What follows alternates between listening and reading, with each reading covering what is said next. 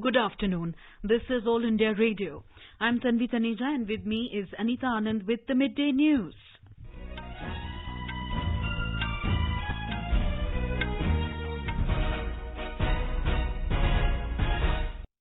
The headlines.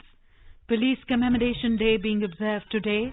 Home Minister Amit Shah says government is working to make border impregnable by linking technology with human force. In Bihar, political campaigning gains momentum for the first phase of assembly elections. Scrutiny of nomination papers for the third phase underway. India returns missing Chinese soldier who strayed across the LAC. COVID recovery rate improves to 88.81%. And in IPL cricket, Kolkata Knight Riders to take on Royal Challengers Bangalore in Abu Dhabi this evening.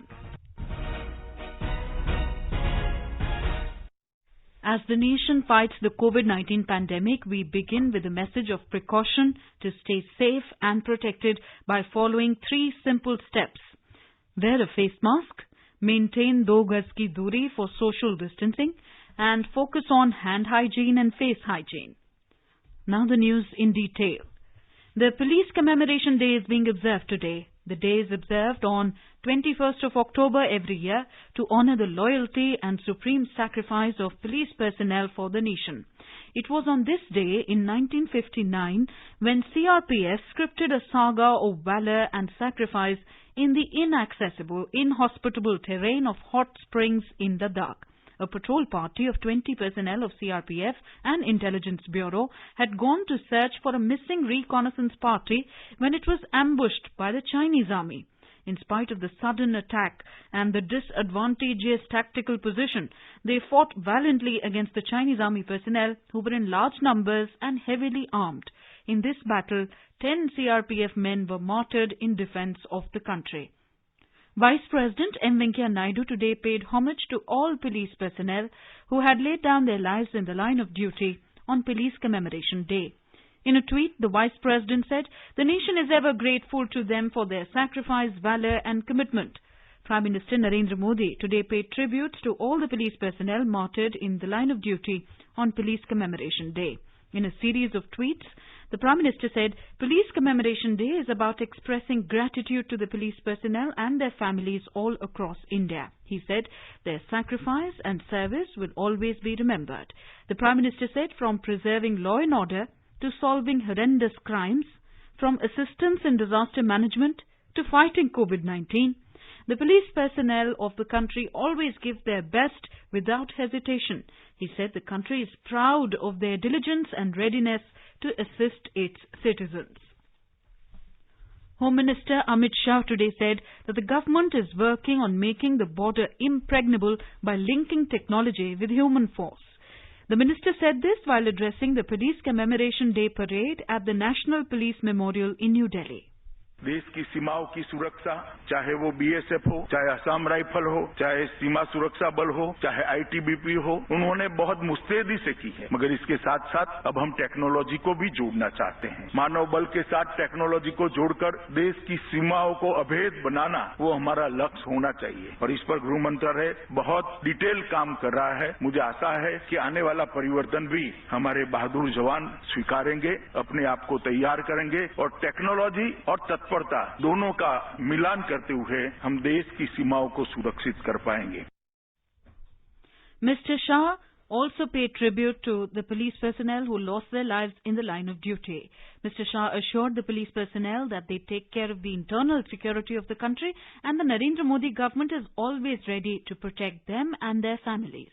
मैं आपको और आपके परिवारजनों को इतना ही कहना चाहता हूं कि आप देश की सुरक्षा कर रहे हैं, देश के लॉ एंड ऑर्डर को संभाल रहे हैं। मैं आपको मोदी सरकार की ओर से आश्वस्त करना चाहता हूं, आप देश को संभालिए, देश की आंतरिक सुरक्षा को संभालिए। नरेंद्र मोदी सरकार आपके और आपके परिजनों की रक्षा के लिए सदैव तत्पर रहेगी, जागरूक रहेगी और प्रतिबद्ध भी रहेगी। आने वाले दिनों में ढेर सारे परिवर्तन पुलिस हाउसिंग सेटिस्फेक्शन रेशियो और इसके साथ साथ आपकी ट्रेनिंग के लिए भी हम लेने वाले हैं। मैं आशा करता हूं कि आज ये स्मारक जो यहाँ खड़ा है आने वाले अनेक वर्षों तक हर पुलिस के जवान को प्रेरणा देता रहेगा। The Home Minister added, so far 35,398 police personnel have laid down their lives in the service of the nation. He said 264 personnel of state police forces, as well as those of Central Armed Police Forces, CAPF, gave supreme sacrifice in the line of duty during the last 1 year. The Home Minister said police and CAPF personnel played a significant and front-line role as COVID warriors. As a result, 343 police and CAPF personnel fell prey to COVID-19 in the line of duty while contributing to COVID management. मुझे कहते हुए देश के गृह मंत्री के नाते बहुत गर्व होता है कि लॉकडाउन के अमलीकरण के लिए चाहे लाखों प्रवासी मजदूर अपने घर पर जाते हो, उनको सहायता करने के लिए, कहीं कोई बीमार है बीच में छूट गया उसको अस्पताल पहुंचाने के लिए, कॉलोनी में कोई बीमार पड़ गया, घर में कोई साथ में है नहीं तो उसको अस्पताल पहुंचाने के लिए जरूरत पड़ी, वहां पर ब्लड डोनेशन से लेकर प्लाज्मा डोनेशन करने तक पुलिस कर्मचारियों ने पीछे मुड़कर नहीं देखा। और आज जब पुलिस कर्मचारियों ने पहली पंक्ति में रहकर कोरोना के खिलाफ जो लड़ाई लड़ी है उसको पूरा देश सराहता है। देश के प्रधानमंत्री जी ने भी कई बार इसकी सराहना की है। The Home Minister said their commitment towards the motherland inspires each and every Indian, and the country is proud of the police personnel for their distinguished service and unparalleled courage. The Police Commemoration Day is being observed in Andhra Pradesh also today. Chief Minister Y.S. Jagan Mohan Reddy participated in the Police Commemoration Day programs at Indira Gandhi Municipal Stadium in Vijayawada. The Chief Minister paid rich tributes to the departed soldiers and also released a book written on the sacrifices made by police during the line of duty. Home Minister Mekathoti Sucharita and DGP Gautam Sawang accompanied the Chief Minister, while State Assembly Speaker Tamamini Sitaram participated in the Police Commemoration Day program in Srikakulam. Culture and Tourism Minister Prahlad Singh Patel today took part in the commemoration event of 77th anniversary of the formation of Azad Hind government at Red Fort in Delhi. Azad Hind Fauj veterans, 99-year-old Nayak Lalti Ram and 101-year-old Sepoy Parmanand Yadav and family members of Netaji Subhash Chandra Bose were also present on the occasion. In his address, the minister thanked the Prime Minister for beginning the tradition of commemorating the anniversary of the formation of Azad Hind government. Mr. Patel said the nation will celebrate 75th year of independence in 2022 and also the 125th birth anniversary of Netaji Subhash Chandra Bose. जीवन दांव पर लगाकर ही आजादी मिलेगी, उसकी कीमत तो समझ में आती है। शायद हम आज आजादी की कितनी कीमत कर पाते हैं। आजादी के 75 वर्ष पूरे होंगे और नेताजी के जन्म जयंती का 125वां वर्ष होगा। देश में अब एक नए सिरे से विचार करना पड़ेगा। हम सब आईएनए के उन तमाम शहीदों के प्रति आदरणीय नेताजी के चरणों में और जो हमारे जीवित स्मारक है उनके चरणों में भी मैं नमन करते हुए अपनी बात को समाप्त करता हूं। The government today said that the country's COVID-19 recovery rate has reached 88.81%. During the last 24 hours, more than 61,000 COVID patients have recovered. As Ministry said, the total number of recoveries has reached over 67,95,000. The constantly increasing recoveries ensured that the actual caseload is considerably reduced and currently comprises only 9.67% of the total positive cases. Presently, the total number of active cases in the country is 7,40,000. In the last 24 hours, 54,044 new cases have been reported, taking the total number of positive cases in the country to over 76 lakhs. Currently, India's case fatality rate is at 1.51%, which is one of the lowest globally. In the last 24 hours, 717 deaths were reported, taking the toll to 1,15,914. According to the Indian Council of Medical Research, more than 10,83,000 tests were conducted during the last 24 hours. The total number of samples tested so far has reached 9 crores and 72 lakhs. A total of 3,579 new cases, confirmed new cases of coronavirus infection were reported in Delhi in the last 24 hours, taking the total number of cases to over 3 lakhs and 36,000. The Delhi government said that recoveries of over 3 lakhs and 6,000 have been reported so far. In Bihar, COVID-19 recovery rate has improved to 94.17%. This is 5.54% more than the national average. 1,100 patients recovered in the last 24 hours. The number of active patients in the state is continuously decreasing. At present, 11,060 patients are undergoing treatment in various hospitals. 1,94,889 patients have been recovered from coronavirus in the state so far. 1,011 patients succumbed to the virus in different parts of the state. Principal Secretary of Health Department, Pratyay Amrit, said the recovery rate has improved in Bihar following a large number of corona tests throughout the state. He said on an average, over more than 1 lakh tests are being undertaken every day. Over 93,89,946 tests have been conducted so far. In Assam, 666 new COVID-19 cases have been detected in the state in the last 24 hours. Health Minister Himanta Biswa Sarma in a tweet informed that a total of 38,585 tests were conducted in the last 24 hours and the positivity rate is 1.73%. The minister said that Assam has reported nearly 87% recovery rate. There are around 27,000 active cases in the state. Awareness drive is being carried out across the state ahead of the festive season, including Durga Puja. Kerala continues to report more recoveries than positive cases as 6,591 new cases of COVID were confirmed and 7,375 people have recovered from the infection yesterday in the state. 24 more deaths were reported, taking the death toll in the state to 1,206. Nearly 54,000 samples were tested across the state in the last 24 hours. Presently, the total active COVID cases in Kerala is 91,922. You're listening to the Midday News on All India Radio. A reminder of the headlines before we move on. Police Commemoration Day is being observed today. Home Minister Amit Shah says government is working to make border impregnable by linking technology with human force. In Bihar, political campaigning gains momentum for the first phase of assembly elections. Scrutiny of nomination papers for third phase is underway. India returns missing Chinese soldier who strayed across the LAC. COVID recovery rate improves to 88.81%. And in IPL cricket, Kolkata Knight Riders to take on Royal Challengers Bangalore in Abu Dhabi this evening. For quick news updates round the clock, follow us on our Twitter handle at AIR News Alerts.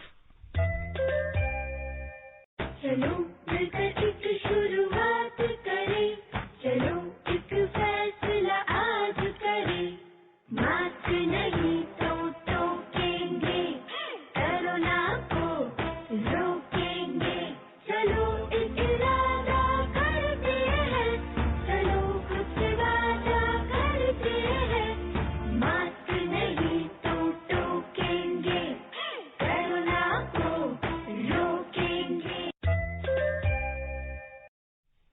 In Bihar, the Congress party today released its election manifesto focusing on farmers, youth and women for the upcoming state assembly elections.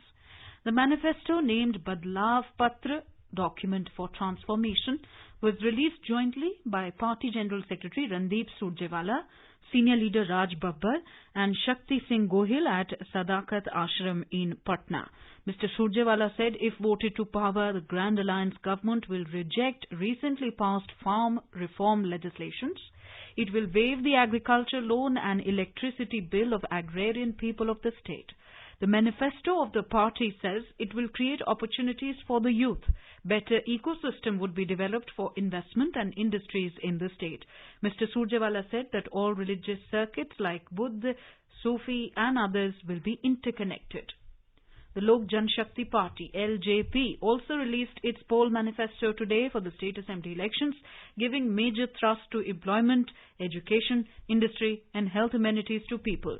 Party President Chirag Paswan released the manifesto in Patna, which assigns name Bihar First Vision Document.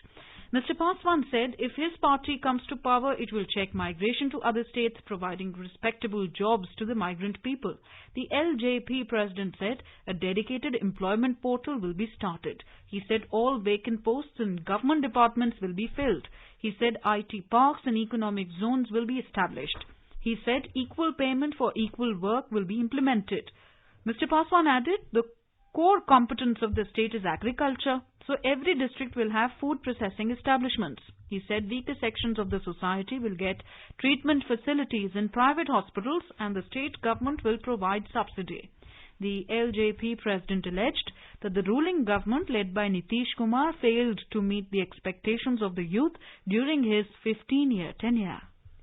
In Bihar, campaigning for the first phase of state assembly elections has gained momentum in the poll-bound areas. Senior leaders and star campaigners of several political parties are holding multiple rallies to garner support of voters. More from our correspondent.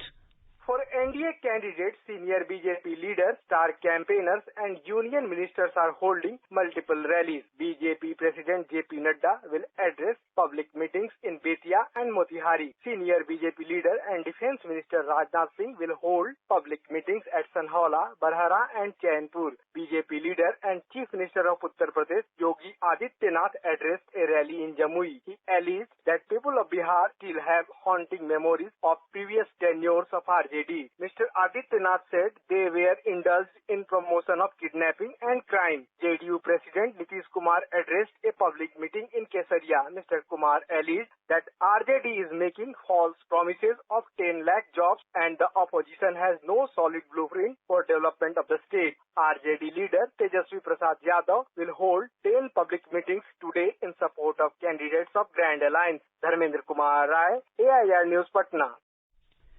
Scrutiny of nomination papers of candidates for the third and final phase of elections is underway in 78 assembly constituencies. The last date of withdrawal of candidature will be 23rd of October and polling will be held on 7th of November in this phase. The scrutiny of nomination papers for Valmiki Nagar Lok Sabha by-poll is also underway. Polling will be held simultaneously with the third phase of assembly elections in this Lok Sabha constituency.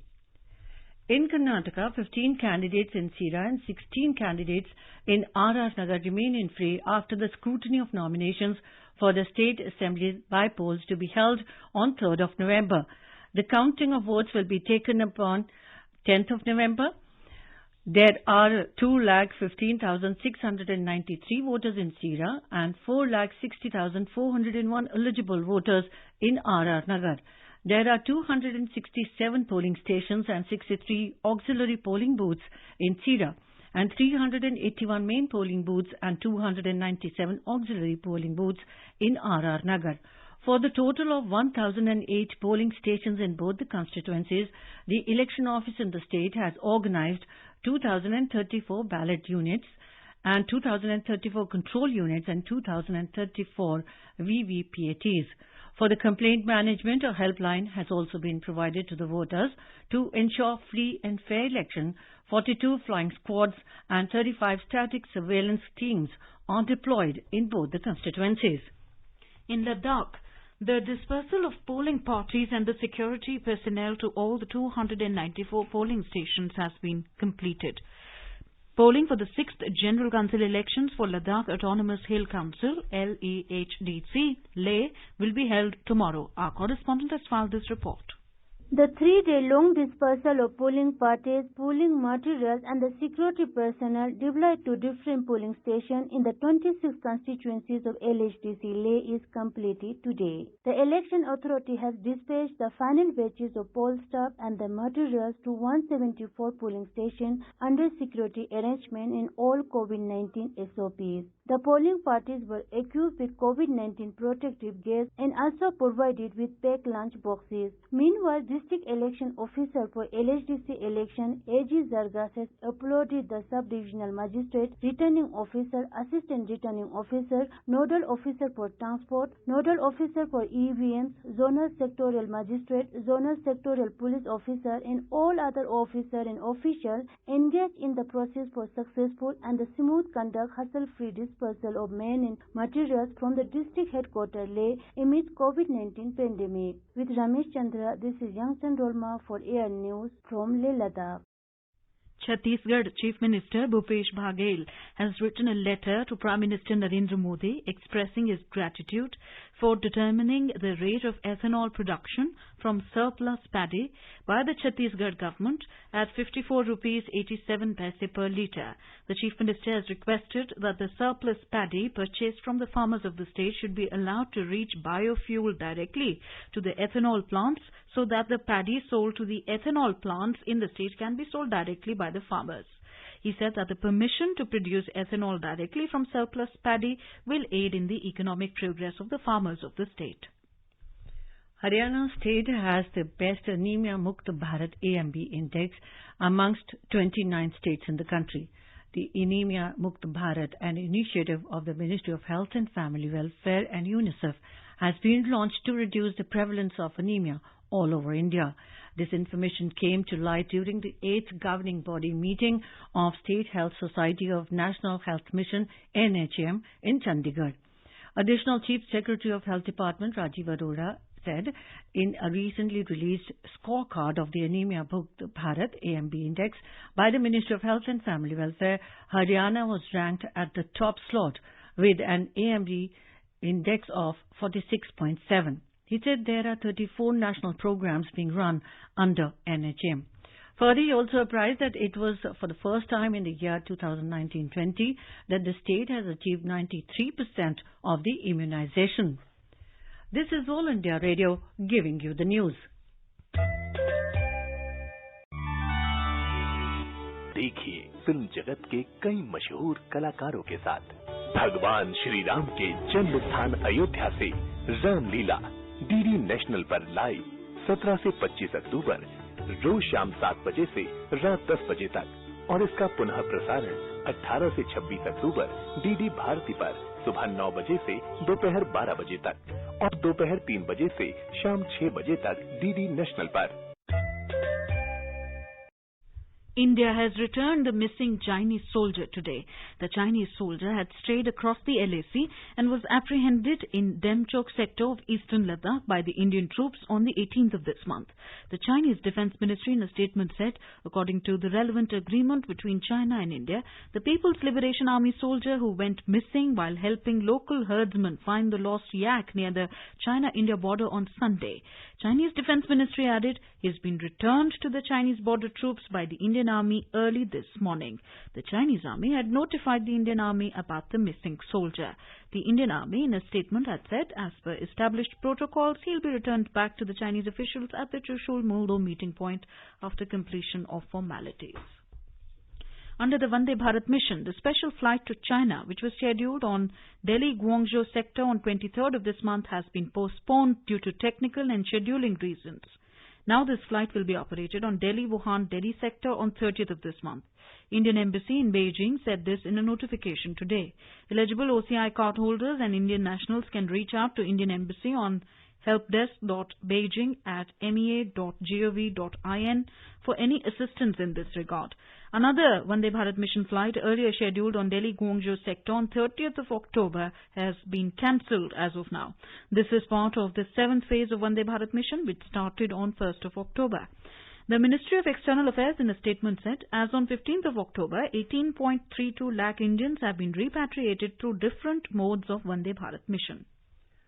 Supporting India's decision to formally invite Australia to participate in the annual exercise Malabar, a group of US senators in a letter to Indian ambassador to US Taranjeet Singh Sandhu said, in the face of China's rising military and economic assertiveness, strengthening of the Quad has become increasingly important. As the world addresses the fallout caused by the COVID-19 pandemic, China has opportunistically looked to expand its military footprint across the Indo-Pacific.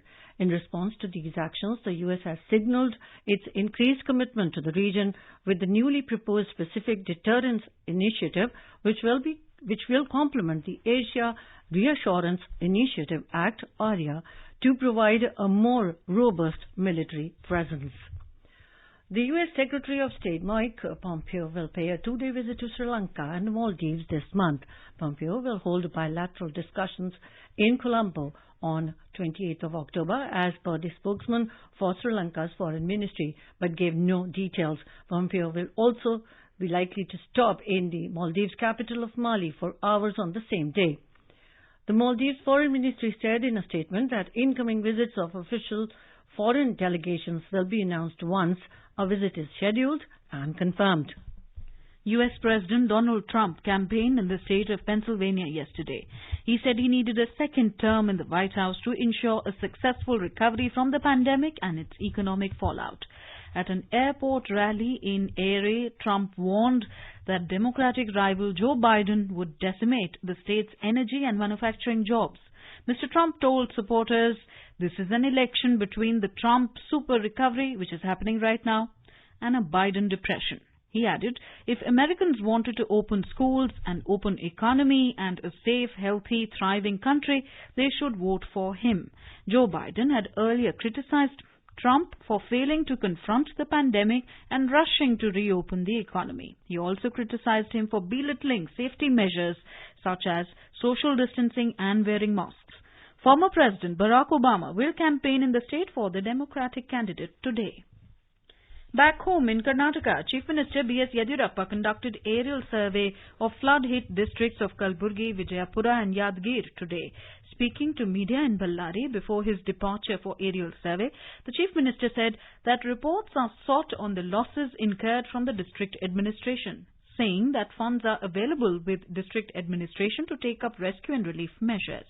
He said the Prime Minister has assured all assistance to the state during this natural calamity in North Karnataka. The Chief Minister added the state government will prepare an estimate of the losses at the earliest and make arrangements to compensate those losses. In Telangana, Chief Minister K. Chandrasekhar Rao has asked the official machinery to be on high alert to ensure that tanks and lakes in Hyderabad city are not breached due to heavy rains and flash floods. He directed the irrigation and Hyderabad local officials to form 12 special teams to examine the tanks in the city and take the necessary action to prevent any untoward incident. Hyderabad received unprecedented heavy rains in the last 100 years, resulting in flooding of several residential colonies. A central team will visit the rain-hit Telangana tomorrow to assess the damages. In Maharashtra, Chief Minister Uddhav Thackeray visited rain-affected areas in Osmanabad district today to inspect the damage caused to the farmers due to heavy rains in the area. The Chief Minister today assured the villagers of Katgaon near Tuljapur in Osmanabad district that the state government is putting all the efforts to help the affected farmers in the region. We have a report. Opposition leader of the Legislative Council, Praveen Dharkar, also visited rain-affected regions in Sangli district. Criticizing MVA government for not taking timely decisions for the rain-affected farmers, Dharkar said that instead of directly visiting farmers and giving them relief help, the MVA government is politicizing the matter. He also said that at one side, the state government claims that it needs time for overall inspection and confirmation of the farm sector loss due to last week's heavy rains, while on the other side, its leaders blame center for not providing immediate funds for the farmers. Devapriya Bhattacharjee, AIR News, Mumbai. Now let us take a look at the weather update for the day. Temperature in the national capital Delhi will hover between 14 and 34 degrees Celsius. It will have a mainly clear sky. Mumbai will see a generally cloudy sky with moderate rain. The minimum temperature was 26 and the maximum will be around 33. Chennai will have thunderstorm with moderate rain. The temperature will hover between 26 and 30. Kolkata will see a partly cloudy sky with possibility of moderate rain or thunderstorm. The minimum temperature was 27 and the maximum will be around 34 degrees. In the Union Territory of Jammu and Kashmir, the minimum temperature was 16 degrees in Jammu while the maximum will be around 33. The city will see a mainly clear sky. Srinagar and Ladakh will have a mainly clear sky. Temperature in Srinagar will hover between 5 and 25. Leh recorded minimum temperature of -4 and the maximum will be around 20 degrees. Gilgit will see a mainly clear sky. The temperature will hover between 4 and 29. In Muzaffarabad there will be mainly clear sky as well. The minimum temperature was 13 and the maximum will be around 31 degrees Celsius. Bengaluru will see a generally cloudy sky with light rain. And in IPL cricket today, Kolkata Knight Riders will take on Royal Challengers Bangalore at Abu Dhabi. Kings 11 Punjab defeated table topper Delhi Capitals by 5 wickets to keep their playoff hopes alive at Dubai last night. And now, before we end the bulletin, the headlines once again. Police Commemoration Day being observed today. Home Minister Amit Shah says government is working to make border impregnable by linking technology with human force. In Bihar, political campaigning gains momentum for the first phase of assembly elections. Scrutiny of nomination papers for third phase underway. India returns missing Chinese soldier who strayed across the LAC. COVID recovery rate improves to 88.81%. And in IPL cricket, Kolkata Knight Riders to take on Royal Challengers Bangalore in Abu Dhabi this evening. And with that, we end the midday news.